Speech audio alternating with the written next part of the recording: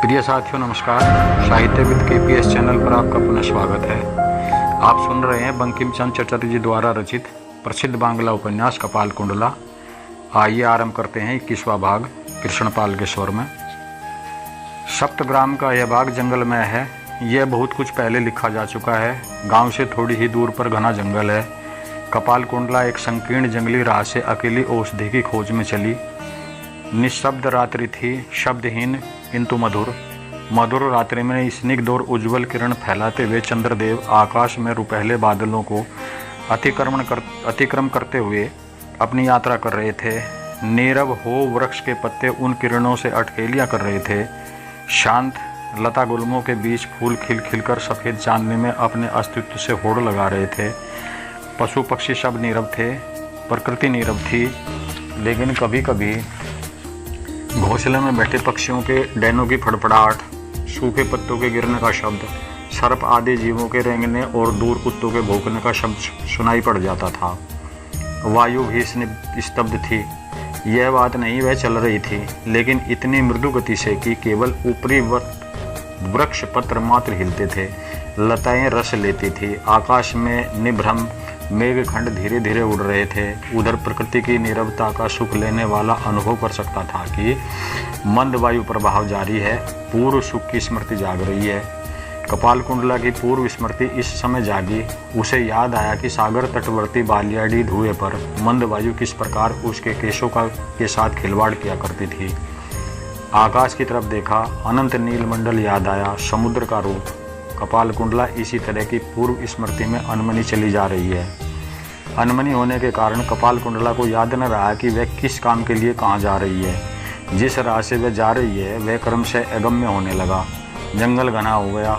मस्तक पर लता वृक्ष का वितान घना हो गया। चांदनी ने आने के कारण अंधेरा हो गया। क्रमशः राह भी गुम हो गई। राह न मिलने के कारण कपाल कुंडला का स्वप्न भंग हुआ। उसने उधर ताक कर देखा। दूर एक रोशनी जल रही थी। लुत्फुनिसा ने भी पहले इसी रोशनी को देखा था।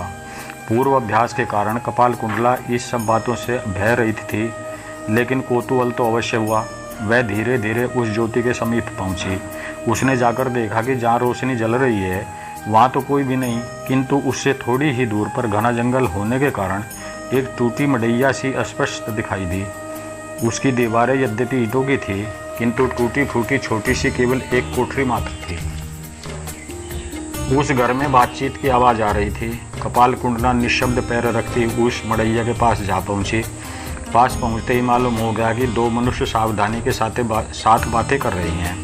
पहले तो वह बात कुछ समझ न सकी, लेकिन बाद में पूरी चेष्टा करने पर निम्नलिखित प्रकार की बातें सुनाई पड़ी। एक कह रहा है, मेरा अभीष्ट मृत्यु है। इसमें यदि ब्राह्मण सहमत न हों तो मैं तुम्हारी सहायता न करूँगा, तुम भी मेरी सहायता न करना। दूसरा बोला, मैं भी मंगलाकांक्षी नहीं हूँ, लेकिन जीवन भर के लिए उसका निर्वासन हो इसमें मैं राजी हूँ, लेकिन हत्या की कोई चेष्टा मेरे द्वारा नहीं हो सकती, वरन उसके प्रतिकूल आचरण ही करूँगी। फिर पहले ने कहा, बहुत अबोध हो तुम, तुम्हें कुछ ज्ञान सिखाता हूँ, मन लगा कर सुनो। बहुत ही गूढ़ बातें कहूँगा, एक बार चारों तरफ देख तो आओ, मुझे विश्वास की आवाज़ लग रही है। वस्तुतः बातें मज़े में सुनने के लिए कपाल कुंडला मड़ैया के दरवाजे के समीप ही आ गई थी। अतीव आग्रह होने के कारण उसकी सांसें जोर जोर से चल रही थी। साथी की बातों पर व्यक्ति दरवाजे पर आया और आते ही उसने कपाल कुंडला को देख लिया। कपाल कुंडला ने भी चमकीली चांदनी में उस आगंतुक को देखा।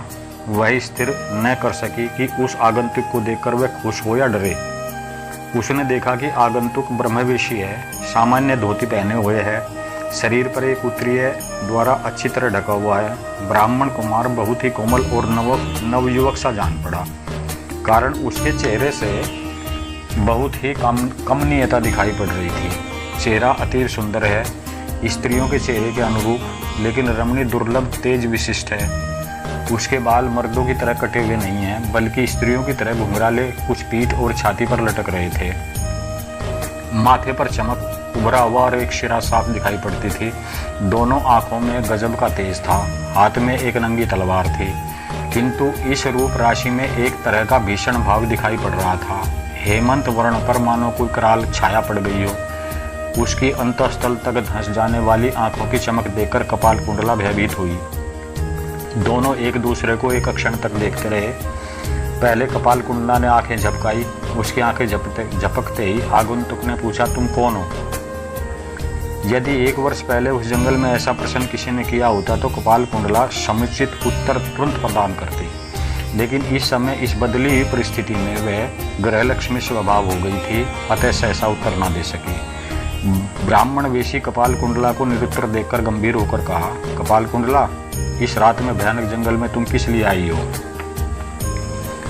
एक अज्ञात रात्रिचर पुरुष के मुख से अपना नाम सुनकर कपाल कुंडला अवाक हो रही। फिर उसके मुंह से कोई जवाब नहीं निकला।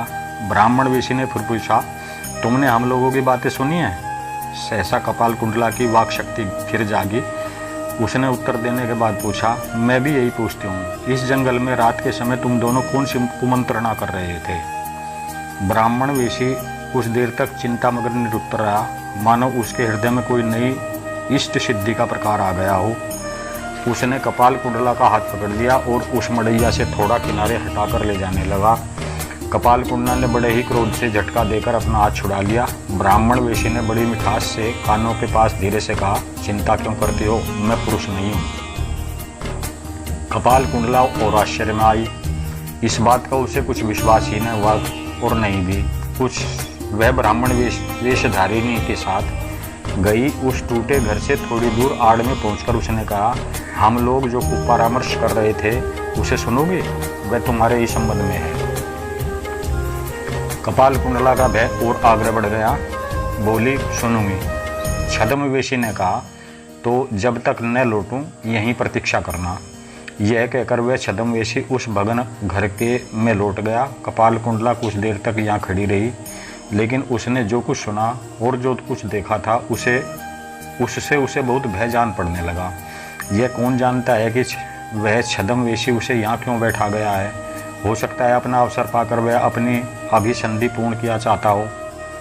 यह सब सोचते हुए कपाल कुंडला भय से विवल हो गई। इधर ब्रह्मवेशी के लौटने में देर होने लगी। अब कपाल कुंडला बैठी न रह सकी, तेजी से घर की तरफ चली। उधर आकाश भी घटा से काला पड़ने लगा। जंगल में चांदनी से जो प्रकाश फैल रहा था वह भी दूर हो गया। कपाल कुंडला को प्रतिपल देर जान पड़ने लगी, अतः वह तेजी से जंगल के बाहर होने लगी। आने के समय उसे साफ पीछे से दूसरे की पदध्वनि सुनाई पड़ने लगी। पीछे फिरकर देखने से अंधकार में कुछ दिखाई न पड़ता। कपाल कुंडला ने सोचा कि ब्रह्मवेशी उसके पीछे पीछे आ रहा है। घना जंगल पीछे छोड़ वह उस क्षुद्र जंगली राह पर आ गई। वहाँ उतना अंधेरा न था, देखने से कुछ दिखाई पड़ सकता था, लेकिन उसे कुछ भी दिखाई न पड़ा। अतः वह फिर तेजी से कदम बढ़ाती हुई चली। फिर पद शब्द सुनाई पड़ा। आकाश काली काली घटाओं से भयानक हो उठा था। कपाल कुंडला और भी तेजी से आगे बढ़ी। घर बहुत ही करीब था, लेकिन इसी समय हवा के झटके के साथ बूंदें पड़ने लगी। कपाल कुंडला दौड़ी। उसे ऐसा जान पड़ा कि पीछा करने वाला भी दौड़ा। घर सामने दिखाई पड़ते न पड़ते भयानक वर्षा शुरू हो गई। भयानक गर्जन के साथ बिजली चमकने लगी। आकाश में बिजली का जाल बिछ गया और रह रहकर वज्र टूटने लगा। कपाल कुंडला किसी तरह आत्मरक्षा कर घर पहुंची। पास का बगीचा पार कर दरवाजे के अंदर दाखिल हुई। दरवाज़ा उसके लिए खुला हुआ था। दरवाज़ा बंद करने के लिए वह पलटी। उसे ऐसा जान पड़ा कि सामने दरवाजे के बाहर कोई द्वार का वृत्ताकार मनुष्य मूर्ति खड़ी हुई है। इसी समय एक बार बिजली चमक गई। उस एक ही चमक ने कपाल कुंडला उसे पहचान गई। वह सागर तीरवासी वही कापालिक है। प्रिय साथियों, 21वां भाग यहीं समाप्त करते हैं। आशा है पसंद आया होगा। कृपया अपने सुझाव से अवगत कराएं तथा चैनल को लाइक शेयर सब्सक्राइब अवश्य करें। धन्यवाद।